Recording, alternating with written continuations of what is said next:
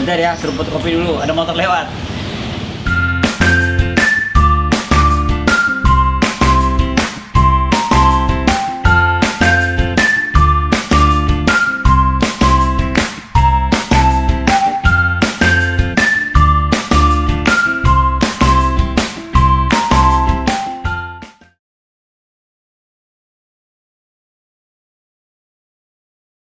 Hai teman-teman, kali ini kita agak jauh nih, keluar dari Jakarta. Kita di Sentul, ya, kita di istananya Mas Eki. Ya, masih hutan, ya. Jadi hati-hati kalau kesini, nyasar bahaya. Gitu ya. Sama Mas Eki kita akan bicara bagaimana mendapatkan ide untuk membuat sebuah karya fotografi. Karya ya, bukan komersil. Kalau komersil kan kita lebih banyak menerjemahkan idenya dari klien. Nah ini pada saat kita berkarya secara fotografi, bagaimana kita mendapatkan ide? Karena kenapa saya Mas Eki? Karena karya-karya Mas Eki ini agak nyusahin kalau kita lihat. Lihatnya tuh agak setengah mikir baru, oh maksudnya ini gitu loh. Nah, yang mau saya tanyakan kepada Mas Eki, bagaimana mendapatkan ide atau gagasan sehingga dituangkan menjadi sebuah fotografi. Oke ya, kita bisa tanya. Mas Eki, ya. Selamat siang. Selamat siang. Saya sudah sampai di sini. Iya. Ya, walaupun tadi agak takut ada pemeriksaan antigen ya di jalan, tapi kita bisa lolos gitu. Oke Mas. Ya. Saya lihat karya-karya Mas Eki karya ya. Dalam artian bukan kerja komersil ya. Karya Mas Eki itu kan ekspresinya Mas Eki. Ya. Nggak tahu saya lagi jenuh atau apa, tapi saya lihat karya-karyanya cukup mengejutkan buat saya pribadi. Banyak surprise di situ. Nah, yang saya ingin tanyakan, bagaimana mendapatkan ide itu? Apa puasa 40 hari? Apa nunggu sambar petir? Ya, gimana tuh Mas? Iya, makasih Mas Tito. Kalau kita ngomong soal suatu konsep atau ide mau bikin berkarya ya, kalau saya pribadi mungkin saya lebih simple sebetulnya ya. Misalnya saya kasih contoh kayak foto dengan judul Left Behind, dengan yang Barbie itu ya? Iya, Barbie. Dan saya buat seperti kayak Putri Duyung gitu. Nah itu sebenarnya konsep awalnya saya hanya berpikir simple, bahwa masa lalu ya 10 menit setengah jam yang lalu kita nggak bisa ngulang gitu sebenarnya. Itu yang udah lewat, itu jadi histori sebetulnya kan. Jadi sejarah kita gitu. Baik atau buruk maksudnya. Jadi saya berpikir coba saya mau remind masa lalu itu akan selalu ngikutin kita sebetulnya. Ya. Kita nggak bisa delete. Sadar atau tidak sadar. Sadar atau tidak salah. Baik atau buruk. Ya. Itu akan mempengaruhi kita. Nah dari situ saya mau coba membangun itu, makanya Life Behind itu tadi tinggalin gitu, karena memang udah kita nggak bisa mundur, kita nggak bisa ngulang gitu kan. Udah masa lalu ya. Nah kita tinggal fokus ke depan kan berarti kan. Nah cuma masa lalu akan selalu ngikutin kita. Nah itu konsep awal, ide. Nah step kedua baru saya memikirkan visualisasinya kayak apa ini. Apakah saya mau bikin di outdoor atau mau pakai model atau mau still life atau apa, itu baru saya pikirin gitu. Nah kemudian saya mulai pikir tentang boneka Barbie. Ya, boneka, sebetulnya boneka gitu ya. Nah boneka itu kan juga itu masa kecil kita sebetulnya, yang sering dipakai dari dulu kan selalu masa-masa anak-anak. Nah sedangkan proses itu kan berjalan terus gitu. Jadi saya menganalogikan dan membuat apa ya, seperti simbolisasi sebetulnya, bahwa itu juga masa lalu kita. Nah Barbie atau boneka itu kenapa saya sengaja memilihnya yang bekas. Iya, itu bekas. Itu bukan baru, itu bekas. Ya, udah bekas. Jadi juga udah agak rusak-rusak, rambut juga udah berantakan, apa segala gitu. Nah, itu juga sebetulnya juga multi tafsir sebetulnya. Ya, itu yang membuat Ya. saya kalau nggak mengacu ke judul, mungkin saya punya interpretasi yang liar sekali gitu. Ya itu sah-sah aja sebenarnya Mas gitu loh. Jadi karena saya tuh selalu saya akan jadi multi tafsir akan pasti itu. Misalnya dengan boneka yang biasanya tampil cantik, lucu, iya lucu ataupun nah itu mempresentasikan kita sebetulnya kan. Bahwa kita dulu ya yang perempuan juga masanya pernah cantik gitu. Tapi itu kan akan lewat. ya. Akan menua juga kan kita kan. Nah, fisik itu akan juga nggak ada jaminan, ya kan. Nah dari situ makanya rambut saya buat awut-awutan apa segala. Nah sekarang ke bawahnya, ke belakang, saya membuat seperti kayak Putri Duyung. Kalau cuma saya bungkus dengan misalnya seperti ekor, sampai persis seperti mermaid gitu, itu orang akan tafsirannya akan berbeda lagi. Kita akan ngomong oh ya itu cuma mermaid gitu. Sedangkan saya ngomong tentang masa lalu. Iya. Jadi akhirnya saya buat tulang ikan. Iya. Nungguin beli ikan goreng ya, pretelin terus dijemur. Terus beli ikan fresh, kulitnya dijemur. Kalau kayak gitu tuh, itu proses kan. Tapi paling tidak saya tahu saya mesti harus apa ini. Jadi udah secara konsep dan secara visual udah kepikir. Nanti hasilnya kira-kira kayak apa. Itu udah kebayang gitu. Nah, saya potong. Untuk mendapatkan konsep seperti itu kan di satu karya Mas. Kalau karya-karya yang lain prosesnya bagaimana? Ya, sama Mas. Jadi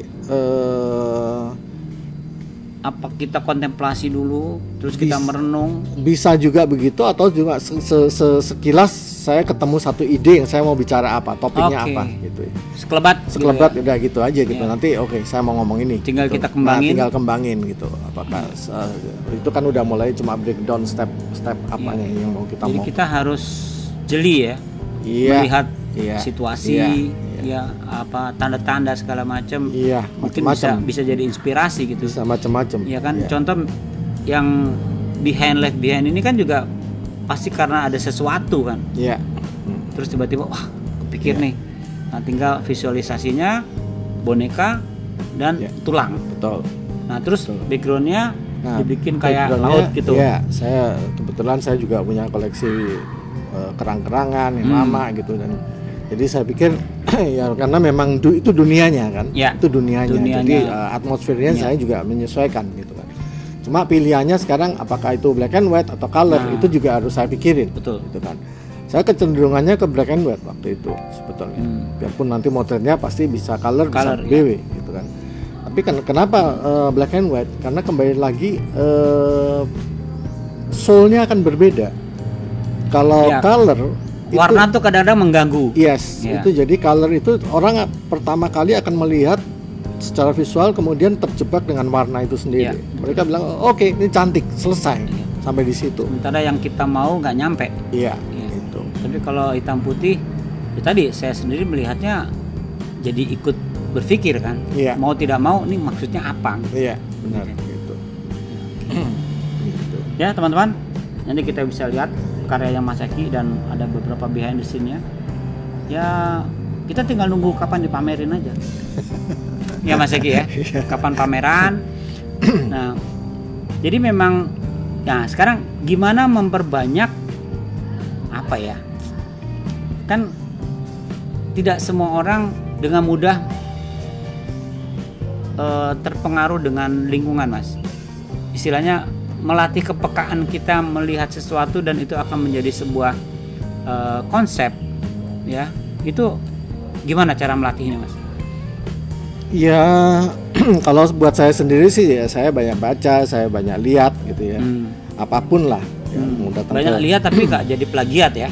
Enggak. Ya, itu hanya menyerap, bahkan makanya saya itu kalau ditanya kenal fotografer atau tokoh siapa gitu, saya nggak pernah hafal hal seperti itu gitu. Saya paling cuma kalau lihat bukunya ya sekilas, tapi itu secara nggak langsung kan terekam kan, pasti kan? Memori kita. Biarpun kita nggak terus satu gitu, terus kita konsen ke situ gitu ya. Ya cuma sekilas, tapi itu mungkin suatu saat akan jadi trigger kita untuk membuat satu karya yang mungkin bisa aja timbul saat kadang-kadang kemiripan, karena bisa. Tapi ya itu kembali lagi ke konteksnya, kita ngomong apa ini. Ya. Asal jangan kejebak di istilah zaman sekarang ATM. Nah, itu. Amati, tiru, modifikasi itu bukan karya tuh. Itu kalau saya boleh katakan jiplak tuh. Ya. Nah, kalau karya itu emang, dan repotnya kan kita tidak pada posisi saat ini sebagai istilahnya, kita bukan ada di zaman originalitas kan. Kita sudah ada di zaman pengulangan yang udah karya orang udah banyak sekali. Dan itu yang bahaya kan, tanpa sadar kita plagiat. Gimana caranya kita terbebas dari karya yang udah puluhan banyak itu, tetap ini karya kita walaupun tidak original ya, karena terinspirasi dari karya-karya orang.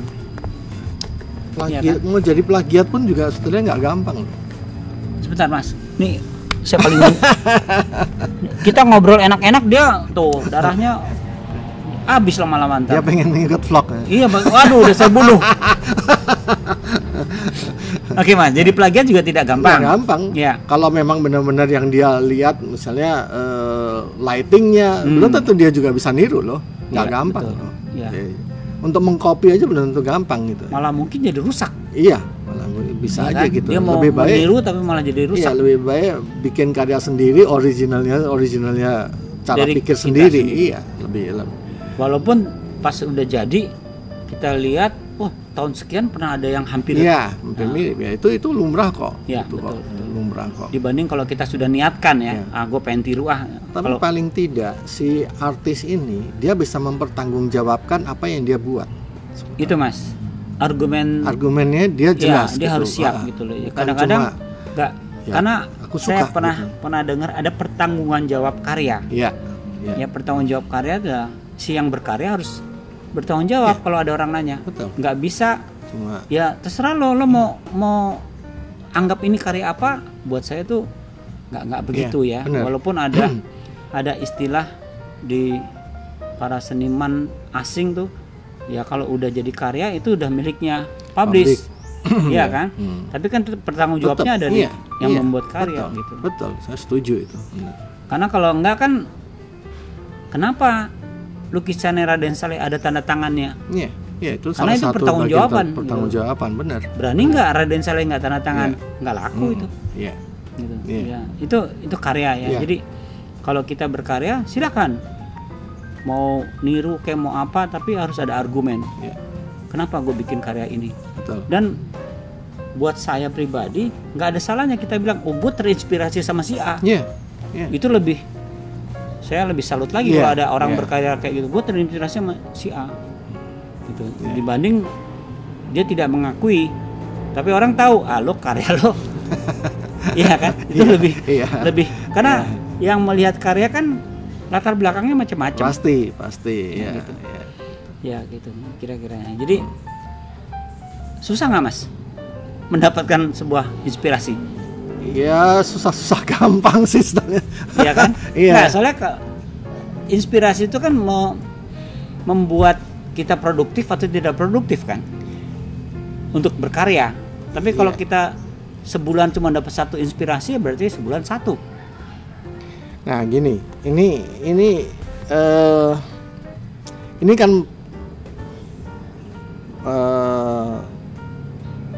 berdasarkan mood dan rasa kita. Nah, saya berusaha untuk memilah dan melatih, entah itu rasa saat lagi senang, happy, ataupun lagi susah.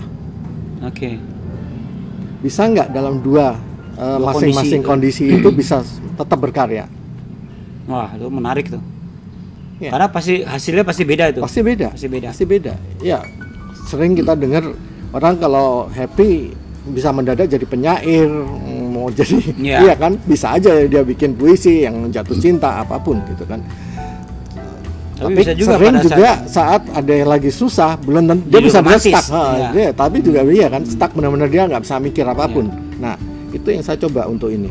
Untuk saya harus bisa.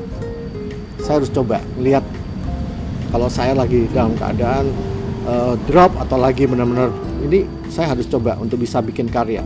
Jadi sebetulnya Mas Eki nggak pernah stres dong ya? Stres kalau kliennya mundur bayarnya. Sama tuh Mas ya. Begitu tagihannya mundur itu stres tuh. Ya maksudnya gini, nggak bisa stres karena kondisi apapun ada jalan keluarnya. Ya itu harus dilatih. Itu harus dilatih. Kan, jadi kondisi apapun kita punya jalan keluar adalah kita berkarya. Entah tiba-tiba karya jelek atau bagus ya itu mood saat itu. Betul, mood saat itu. Itu boleh ditiru teman-teman ya. Jadi kalau lagi nggak punya duit apa habis putus sama pacar, konsentrasi berkarya. Ya. Pasti nanti karyanya gambar pacarnya semua gitu. Oke Mas Eki. Baik Mas Eki. Kira-kira apa pesan atau kiat Mas Eki untuk teman-teman yang ini kan dunia fotografi kan apa ya, saya katakan dunia yang masih